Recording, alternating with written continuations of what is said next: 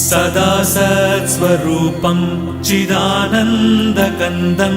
जगत्सम्भवस्थानसंहारहेतुं स्वभक्तेच्छया मानुषं दर्शयन्तं नमामीश्वरं सद्गुरुं साईनाथं नमामीश्वरं सद्गुरुं साईनाथम् भवद्ध्वान्तविध्वंसमार्ताण्डमीड्यं मनोवागतीतं